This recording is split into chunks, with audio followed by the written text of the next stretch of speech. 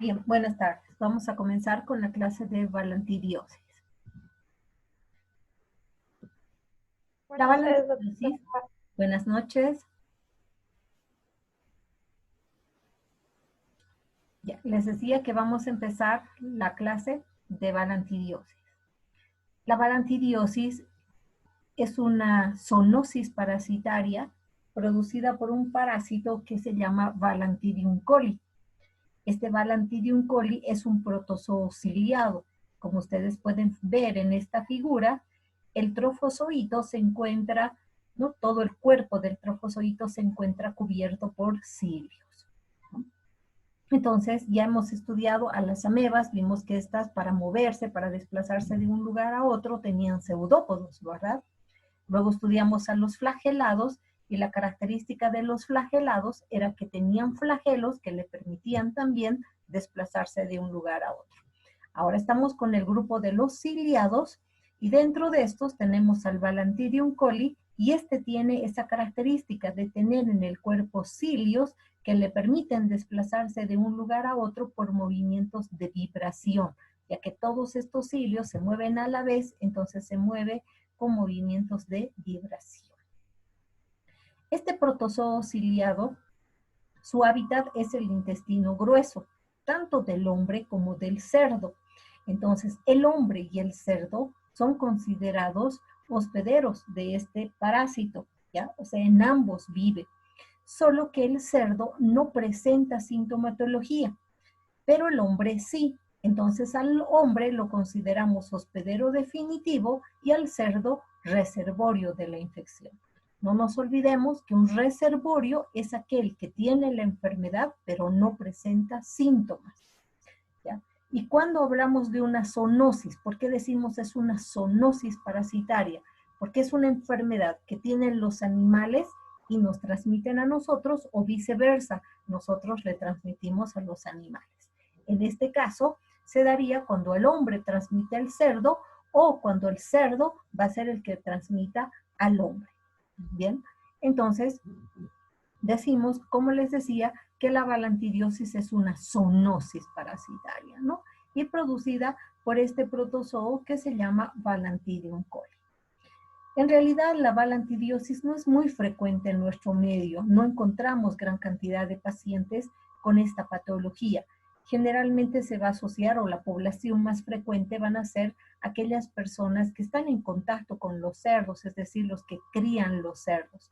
Entonces ellos pueden tener mayor probabilidad o mayor predisposición a adquirir la enfermedad. Pero vamos a encontrar muy pocos casos de pacientes que presenten balantidio. Ahora, este balantidium en nuestro organismo produce lesiones similares a los que produce la ameba histolítica. Entonces, si nos acordamos, la ameba histolítica se adhería a la mucosa del intestino gracias a una proteína de adherencia que tenía la lectina y producía úlceras, ¿verdad? Que a medida que iba pasando el tiempo, estas úlceras ingresaban más profundo hasta lograr perforar el intestino y migrar hacia otros órganos. En el caso del Balantidium coli, este parásito también se adhiere a la mucosa del intestino, produce la úlcera, pero no va a migrar, no produce perforación del intestino. O sea, solamente va a producir las úlceras a nivel del intestino grueso, que es su hábitat. En cuanto a la biología, presenta dos estadios evolutivos, ¿no? El trofozoito y el quiste. El trofozoito sabemos que tiene la característica de que es el estadio que se mueve, el estadio que va a producir el daño en el huésped, que además se reproduce, se alimenta, ¿verdad? Y el quiste viene siendo la forma infectante, la forma resistente, la que va a estar en el medio ambiente, y cuando nosotros comamos algún alimento contaminado con heces de cerdo o heces de hombre, este va a ingresar a nuestro organismo, va a romperse, va a eclosionar y va a dejar, va a dejar libre a quien, al trofozoito. Entonces existe el desenquistamiento, que se conoce así, cuando este quiste se rompe para dar lugar al trofozoito. Entonces son dos estadios evolutivos que vamos a observar: el trofozoito, que va a estar dentro del huésped produciendo daño, y el quiste, que lo encontramos en el medio ambiente. Y cuando nosotros comemos o tomamos agua contaminada con materia fecal, estos quistes ingresan, y cuando ingresan se libera el trofozoito, que es el que empieza a producir daño en el huésped. Entonces, ¿qué características tiene este trofozoito? Como observamos acá, es ovalado, ¿ya? Todo el cuerpo lleno de cilios, como hemos visto en la anterior figura, todito el cuerpo lleno de cilios, ¿no? Va a presentar dos aberturas, una abertura anterior que se llama citostoma. Citostoma, que implica que es la boca del parásito, entonces por acá ingresan los alimentos. En esta hendidura superior que observamos, ¿ya? También hay cilios, y los cilios son más grandes. Esa es la característica que va a presentar. Acá los cilios tienen un tamaño uniforme, pero en este citostoma, en esta abertura que se observa acá, esos cilios son mucho más grandes. Y va a tener otra abertura más pequeña, más o menos a esta altura, que se llama citopigio, que viene siendo el ano. Entonces, este parásito va a tener una boca, que es el citostoma, y un ano, que viene siendo el citopigio, ¿no? Este es dentro de los protozoos, es el más grande. Es el más grande. Todos los otros que hemos visto eran pequeñitos, ¿verdad? Así más o menos como de este tamaño, una ameba histolítica. Entonces, fíjense la diferencia de tamaño. Por eso es que van a medir entre 50 a 200 micrómetros. Dentro del grupo de los protozoos intestinales, el Balantidium coli viene siendo el más grande y obviamente el más fácil de identificar, pero que, como les decía, no es muy frecuente encontrarlo. Ahora, además, en la parte interior va a presentar dos núcleos. Aquí el que más se nota es el macronúcleo, que es arriñonado, miren, se observa claramente. También presenta un micronúcleo. El micronúcleo es redondo, no siempre es visible. Generalmente se encuentra justo a la altura de esta curvatura que vemos acá. Aquí lo encontramos al micronúcleo. También va a tener abundantes vacuolas, tanto alimenticias como contráctiles, a nivel de acá de su citoplasma, ¿no? Sabemos que las vacuolas necesita de vacuolas digestivas, vacuolas excretoras, como todos los protozoos, porque como es un protozoo, no presenta un aparato digestivo. Entonces, para poder asimilar sus alimentos y eliminar los productos de desecho, necesita de esas vacuolas, ¿no? Tanto alimenticias como excretoras o vacuolas contráctiles, ¿ya? Y estas vacuolas contráctiles lo que hacen es vaciar su contenido a través del citopigio que les decía que es el ano. Entonces acá cumplen su función, una de permitir asimilar los alimentos y la otra se viene hasta acá, elimina, vacía todo su contenido a través del citopigio y este sale obviamente al intestino. En cuanto al quiste, este también puede ser ovalado o a veces un poquito más esférico, es más pequeño, mide entre 50 a 70 micrómetros, aún así en comparación a los otros protozoos es grande. Presenta una doble membrana, acá solamente logramos observar una, pero se ven dos membranas. Los cilios son visibles a través de una pared gruesa que presenta el quiste. ¿Ya? Aquí no se logra observar muy bien en esta figura, pero también tanto el quiste como el trofozoito presentan los cilios. Debido a que la multiplicación del parásito solamente se produce bajo el estadio de trofozoito, entonces el quiste también va a presentar los dos núcleos. Entonces presenta también un macronúcleo que vendría siendo este y el micronúcleo que les decía que es poco visible, que generalmente se encuentra delante de la curvatura del macronúcleo. Entonces también podemos observar esas características. En cuanto a las vacuolas, ¿ya? Solamente en los quistes jóvenes los podemos observar, se pueden ver las vacuolitas. En cambio, cuando ya son quistes que han estado ya bastante tiempo en el medio ambiente, se tornan como este, así granular, y no logramos ver las vacuolas, porque en realidad las vacuolas no cumplen una función en este quiste, ¿no? Este quiste sabemos que es la forma resistente, y las características es que no va a presentar el citostoma y el citopigio. El que sí va a presentar, no nos olvidemos esas características, es el trofozoito, porque este necesita para alimentarse del citostoma y para eliminar los productos de desecho, el citopigio.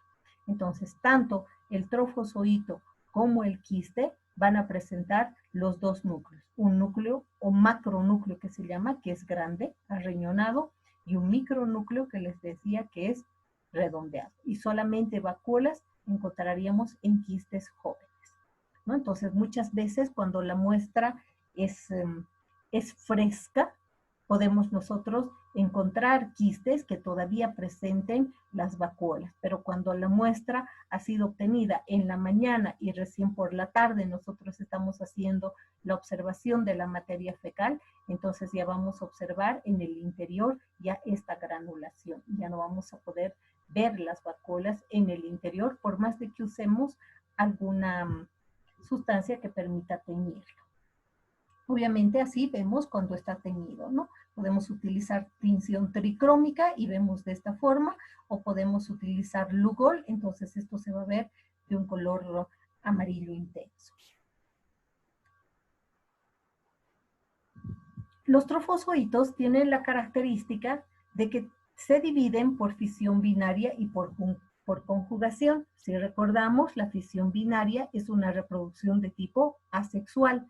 En cambio, la conjugación es considerada una reproducción de tipo sexual. Pero como cuando hablamos de protozoos no hay hembra y macho, entonces ¿en qué consiste esa conjugación? Pues consiste en la unión de dos trofozoitos se unen, intercambian material genético y se separan, ¿ya? Pero cuando se han separado, hasta ahí no ha habido una división, entonces cada uno por separado sufre la fisión binaria y en esta oportunidad ya, ¿no? de un trofozoito van a ser dos, ¿verdad?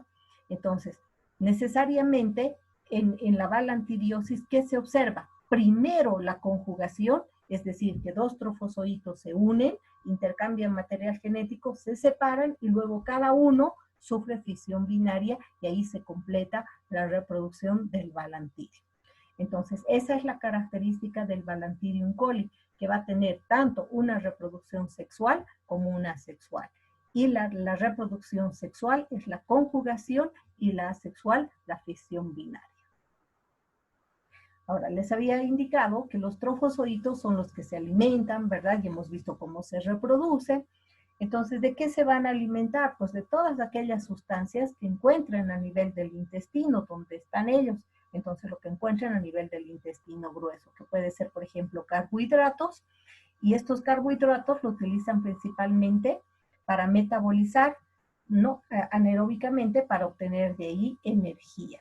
Entonces, principalmente va a ser esa su alimentación de carbohidratos, ¿no? Entonces, en realidad absorben todas las sustancias nutritivas que encuentran, pero los carbohidratos les sirven para poder tener energía. Aquí podemos ver los cilios muy pequeñitos que se observan alrededor. Cuando esto estamos observando en el microscopio, pues nos ayuda el tornillo micrométrico para poder observar esos cilios, ¿no? Aquí está el citostoma que les decía y acá el macronúcleo, ¿no? Que nos permite ver.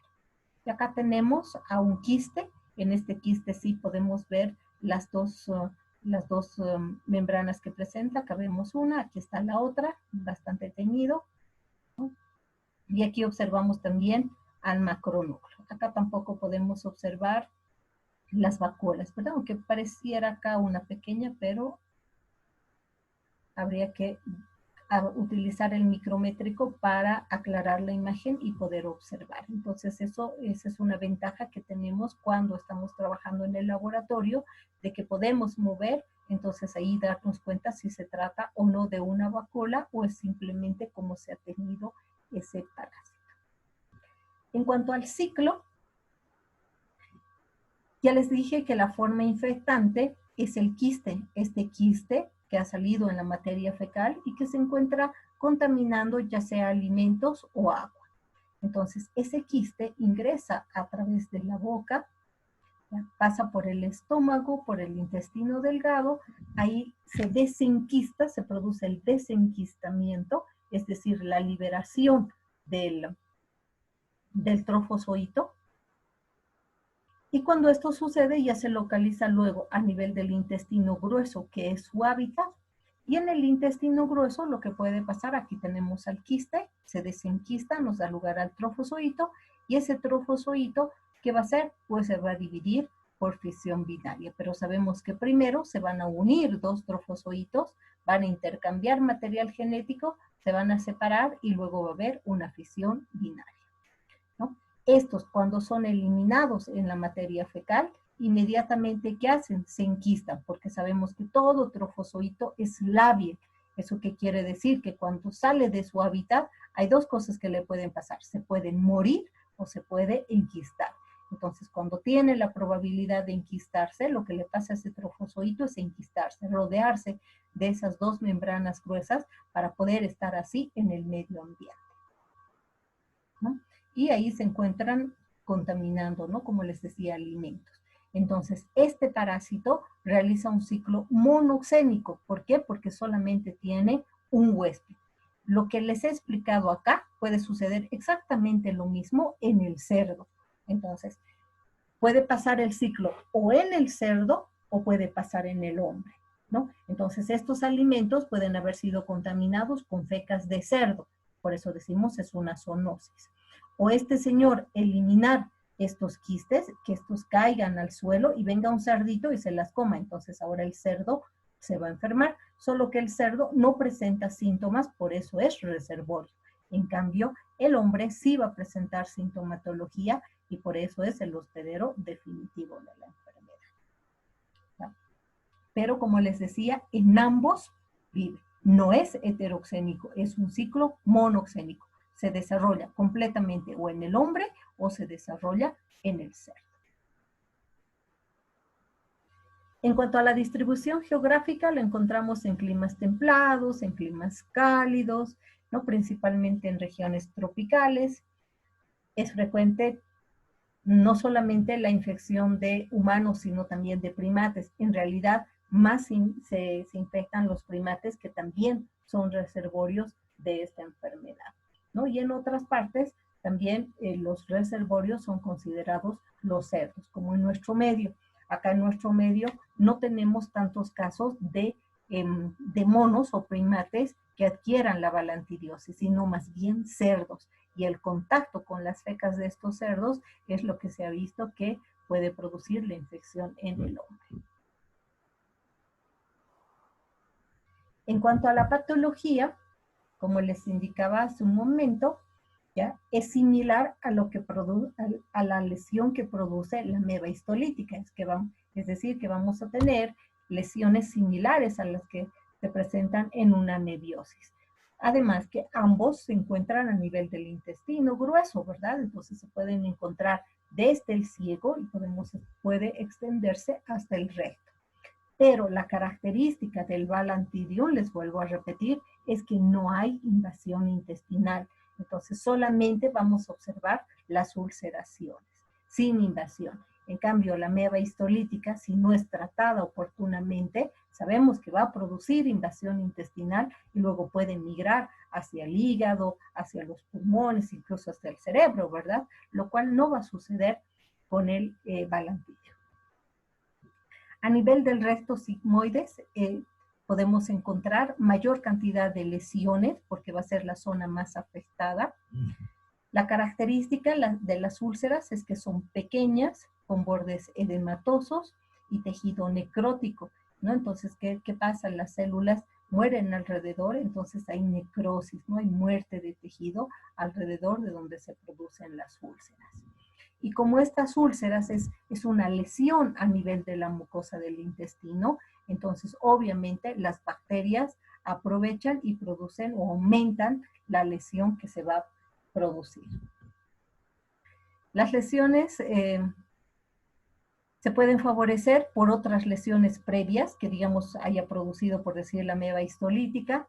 También se presentan en mayor cantidad cuando el paciente tiene una dieta rica en carbohidratos y pobre en proteínas, lo mismo que habíamos visto en amebas, y también cuando disminuye la flora bacteriana, ¿no? Entonces, es importante tomar en cuenta este tipo de características que van a hacer que el paciente sea más susceptible, ¿no? Entonces, si el paciente tiene una amebiosis o tiene úlceras producidas por el Helicobacter pylori, por ejemplo, que es una bacteria que también produce úlceras a nivel del intestino, entonces el Balantidium va a ser más agresivo, se va a producir mayor daño. También cuando el paciente tiende a consumir mayor cantidad de carbohidratos y disminuir su ingesta en proteínas, entonces también es más susceptible a que el parásito pueda producir lesiones más serias a nivel del intestino. Rara vez se ha producido una perforación intestinal, lo cual obviamente llevaría a una peritonitis, que es lo que sucedía también en el caso de las amebas. Ahora, si por algún caso el parásito se localiza en el apéndice, eso puede ser fatal para el paciente. ¿Por qué? Porque antes la ameba dijimos que también podía localizarse en el apéndice y producía una tifloapendicitis, ¿verdad? Pero el tamaño de una ameba es pues bien pequeñita con relación al trofozoito de Balantidium, que es muy grande, entonces va a haber una inflamación y eso puede ser, ¿no? un daño mucho mayor, incluso fatal en ese paciente, especialmente si ese paciente es inmunodeprimido o si está, por decirles, desnutrido. Entonces son ciertos factores que van a hacer que el paciente pueda tener un desenlace fatal, ¿no? Ustedes saben que un paciente con inmunodeprimido, por ejemplo, un paciente con VIH, no se muere por SIDA, lo que pasa es que se muere con un resfrío fuerte, se muere por una diarrea que no ha sido controlada, ¿verdad? Entonces, eso es importante ver, ¿no? Ahora, como el parásito se va a localizar a nivel del intestino, entonces vamos a observar una inflamación catarral, lo que indica que en la muestra de la materia fecal, podemos encontrar moco. Y si nosotros teñimos ese moco, vamos a encontrar leucocitos. Leucocitos que han ido a defendernos, ¿no? Y que se localizan a nivel de las lesiones donde está el parásito produciendo las úlceras. En caso de que se hubiera dado la perforación a nivel del intestino, entonces este puede localizarse a nivel de genitales o a nivel de los pulmones o el hígado, y ahí estaríamos hablando de una balantidiosis genital, pulmonar o hepática. Pero ya les decía que de pronto tener en nuestro medio un paciente con balantidium es poco frecuente. Y menos frecuente todavía que este parásito, una vez que haya ingresado en el huésped, perfore intestino y pueda migrar. Pero en otros lugares donde son zonas endémicas, donde hay mayor cantidad de este parásito, se han observado casos de una balantidiosis genital o pulmonar o hepática, ¿no? Pero relacionado también con estas características que favorecen que el parásito pueda producir mayor daño en el huésped. En cuanto a la sintomatología, en realidad en cuanto a la manifestación clínica, porque aquí tenemos no solamente síntomas, sino también signos, entonces se diferencian en una balantidiosis aguda y una balantidiosis crónica. A la balantidiosis aguda, es decir, a la fase inicial, se conoce también como una disentería balantidiana. Disentería, ¿por qué? Porque va a tener el paciente deposiciones líquidas que van a tener moco y van a tener sangre. ¿Por qué va a haber moco? Por lo que les explicaba, que el parásito produce inflamación a nivel de la mucosa. ¿Y por qué va a haber sangre? Porque además producen úlceras, ¿verdad? Entonces, las deposiciones de nuestro paciente van a ser con moco y con sangre, y eso se llama disentería. Entonces, en una fase aguda, ¿no?, vamos a observar la disentería balantidiana. Además, va a estar asociada a pujo y tenesmo, la sensación que tiene el paciente de querer defecar, y cuando va, no hay, no defeca. No es solamente la sensación, las ganas de defecar, y cuando llega al baño, pues no se produce la defecación como tal.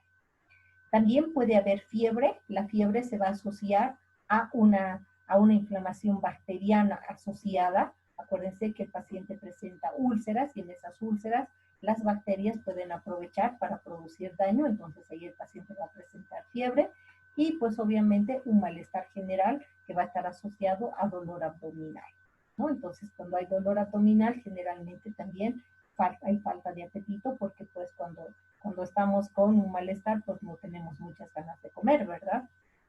Ahora, en una balantidiosis crónica, cuando ya el parásito ha estado un mayor tiempo en nuestro organismo, puede ser que el paciente siga presentando diarreas con moco y sangre, o puede ser que solamente sean ya solamente diarrea, ¿no? Va a estar asociada también al dolor abdominal y a náuseas y vómitos. Ahora, ¿cómo nosotros diferenciamos un síntoma de un signo? El síntoma es lo que el paciente nos dice que tiene. Dolor abdominal, tengo dolor, ¿no? Tengo malestar, todo me duele. Y los signos son, por ejemplo, la diarrea, porque él está viendo que su deposición, que normalmente era pastosa o sólida formada, como está ahora, es líquida. Y además está presentando moco y sangre, ¿no? Entonces, y ellos también nos dicen, tengo náuseas, tengo vómitos, ¿no? Entonces, las náuseas van a ser los signos, y los vómitos ya, los síntomas, y los signos, que es lo que el paciente está presentando y que además se puede ver que él presenta, ¿no? No solamente que nos dice, me duele, sino que se está manifestando porque el paciente vomita.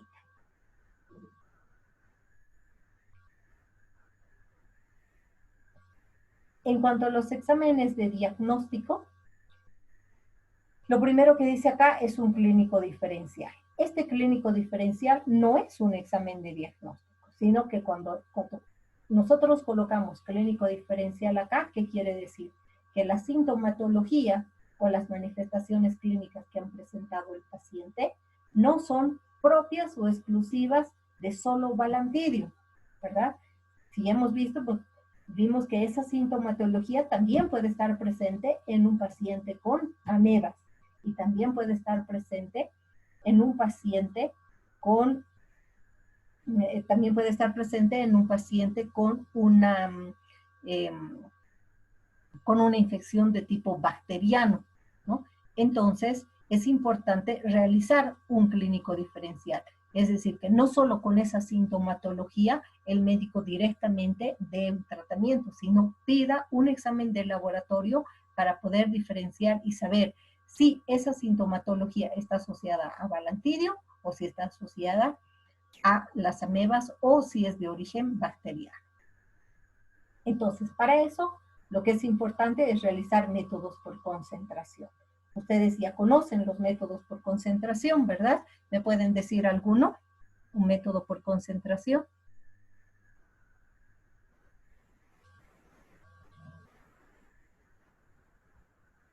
¿No han hecho métodos por concentración con la doctora Guillén? Yo sé que sí.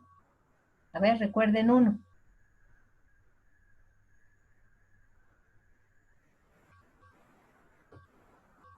Jóvenes.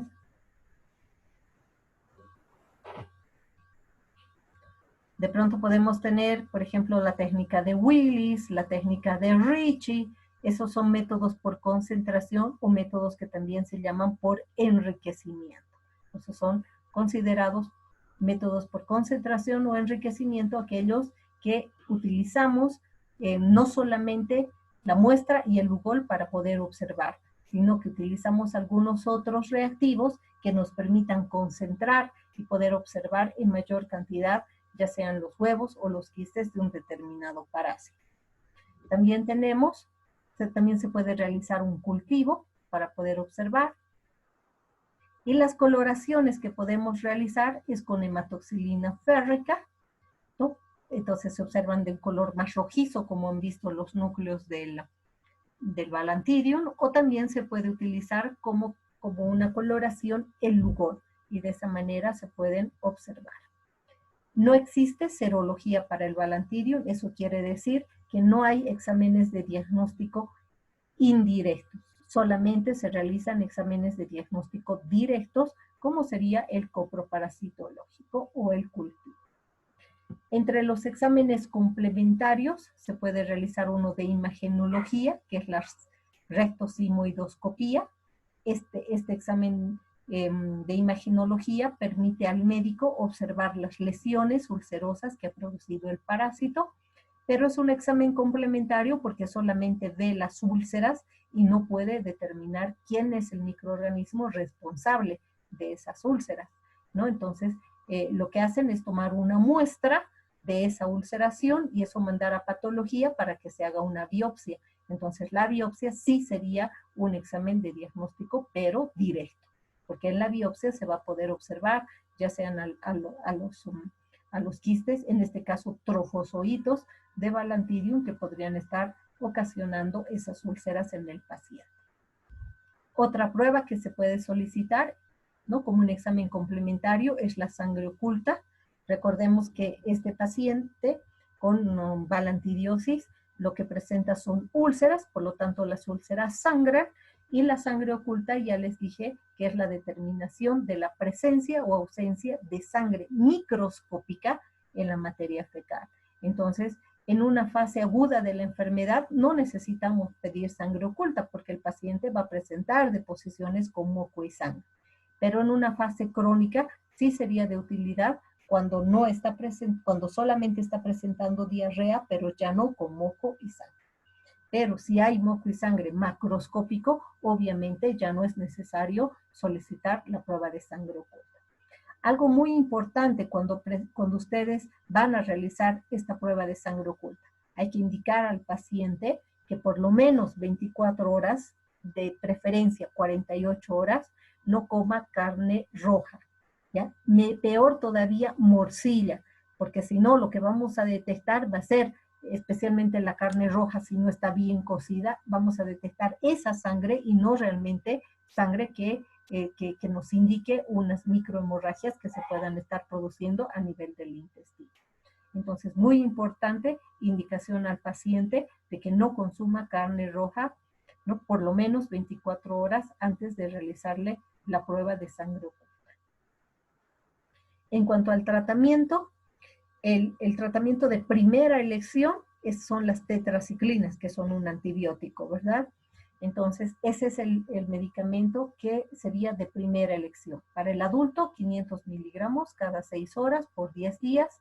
Para niños se da entre 40 a 50 miligramos de acuerdo al kilo peso, es decir, que si pesa 1 kilo, le daremos 40 miligramos por 10 días y obviamente también podemos dividir la cantidad total, ¿no? O sea, podemos darle 2 tomas de 20, por ejemplo, ¿no? Y esto se da, o 3 tomas para darle cada 4 tomas, para darle cada 6 horas. O sea, dependiendo eso ya el médico, ¿no? Cómo va a ser la administración. Entre los de segunda elección tenemos a la paramomicina, que también es un antibiótico del tipo aminoglucósido. Se da 500 miligramos 3 veces al día durante 7 días. También se puede dar el yodoquinol, 650 miligramos cada 8 horas durante 20 días. Y como última opción, el metronidazol, 750 miligramos cada 8 horas por 7 días en el adulto. Y también haciendo el cálculo para darle al niño entre 35 a 50 miligramos por kilogramo peso día, ¿no? Entonces aquí también se fracciona el cálculo que vamos a sacar de acuerdo al peso en 3 tomas para que sean cada 8 horas. Y acá en 4 tomas para que sean cada 6 horas. Otra cosa que es importante es la profilaxis, tanto la profilaxis individual como la colectiva. La individual está en relación al consumo siempre de los alimentos bien lavados, bien cocidos también, al constante lavado de manos, ¿no? Especialmente antes de comer, después de entrar al baño, la toma de agua hervida, muy importante porque el agua puede estar contaminada con fecas ya sea de cerdo o del hombre, entonces muy importante también la ingesta de agua hervida. Y en cuanto a la colectiva, la educación sanitaria, ¿no? Entonces, muy importante, no solo decir a un niño te tienes que lavar las manos, sino decirle por qué es importante que se lave. También es importante la crianza higiénica de los cerdos, que estos cerdos no se alimenten de heces, porque los llamamos cerdos, puercos, cochinos, porque comen basura, comen heces, ¿verdad? Entonces, ahí es importante decirle al paciente, ¿no? Que siempre que vaya a consumir algún cerdo o compre carne de cerdo, sea de mataderos donde se hacen los controles a los cerditos antes de matarlos. También es importante el saneamiento ambiental, ¿no? Evitar que los cerdos estén defecando en el medio ambiente, ¿no? Y también, obviamente, una buena eliminación de las excretas del hombre.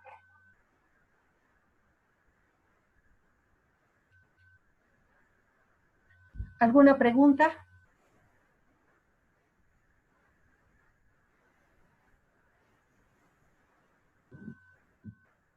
¿Cuál sería la forma infectante de esta parasitosis? Trofozoito. No, diré quiste. Quiste, sí, está muy bien, quiste. ¿Cuál sería el mecanismo de infección? Fecalismo. Fecalismo. ¿Cuál es la vía de ingreso? ¿Por dónde entra? Por la boca. ¿Por la boca? Sí, muy bien, por la boca, exactamente. ¿Cuál les dije que era la población más afectada? Intestina. No, la población más afectada.